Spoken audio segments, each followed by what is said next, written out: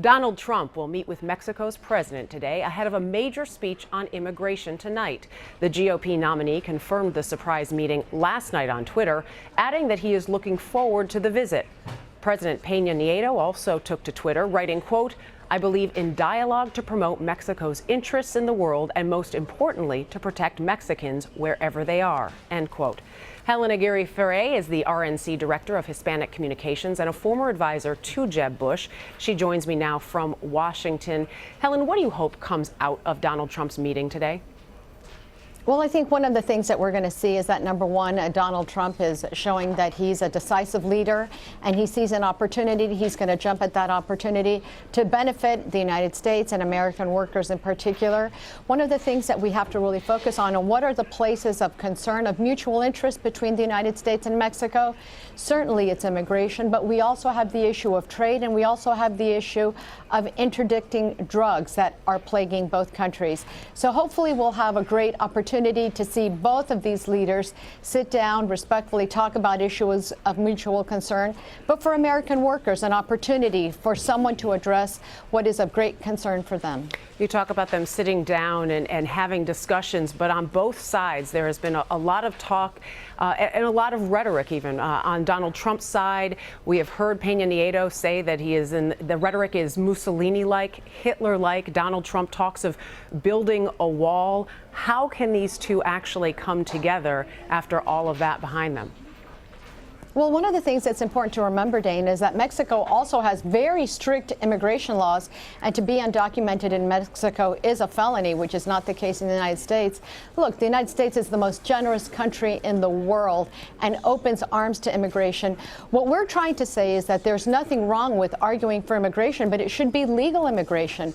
When did it become wrong to try to fix immigration, and when did it become wrong to really argue in favor of legal immigration? That's what this is all about. And what can we do between both countries to be able to promote legal immigration and to be able to promote trade deals that's of mutual benefit, not just one-sided, but a benefit for the United States as well?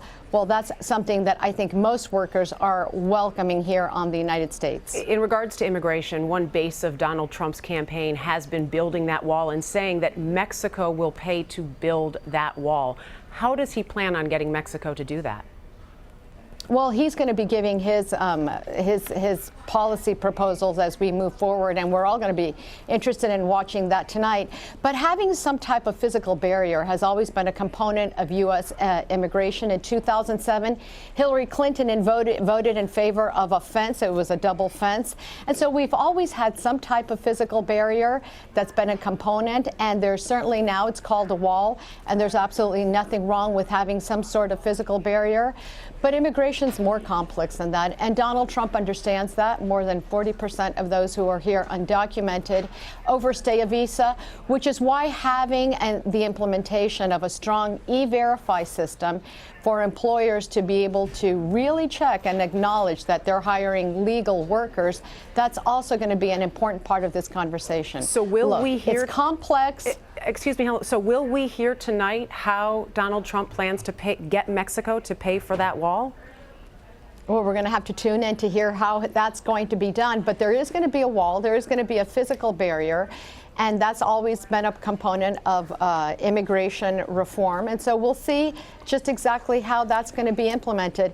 But you know what? I would always say that a developer always knows how to get something built and paid for. And Donald Trump has always been, you know, a very successful developer, so I'm sure he's going to take all of that into account. We have also heard a lot about the estimated 11 million undocumented workers and the idea of a deportation plan, softening on that. Have you been given any idea of where Donald Trump will come out tonight in regards to that?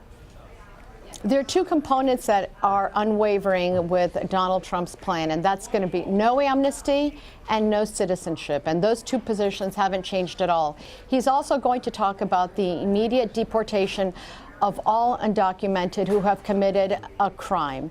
And once you get into that and you take control of illegal immigration, then we're going to be in a better place to proceed on other levels. And when we talk about how to handle and get our arms around illegal immigration and to stop it so that we can then work on how to make legal immigration more efficient and easier.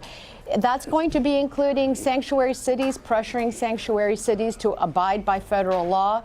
It's going to be focusing on real, meaningful e-verify systems to make sure that all who are working here legally, the deportation of violent criminal offenders who are undocumented, and then focusing very seriously on a border control and security that is important not only to the economy but to national security as well. Following reports that Donald Trump was softening his stance on illegal immigration, your former boss, Jeb Bush, said that he was morphing into a typical politician, something Donald Trump said he was not and really campaigns upon. What's your response? I don't think Hillary Clinton or Democrats would consider him a typical politician by any stretch of the imagination, just by the fact that he jumped on the opportunity to go to Mexico with the invitation of President Pena Nieto, while Hillary Clinton is still talking to her advisors as to whether this is a good idea or not, shows you that there's nothing typical about Donald Trump. And I think voters, 14 million voters in the Republican primary alone, and an unprecedented high number, are showing that they're looking for an agent of change who is Donald Trump, as opposed to Hillary Clinton, who's the agent of status quo. Helen Aguirre Ferre, thank you so much for your time. Thank you for the invitation, Dana.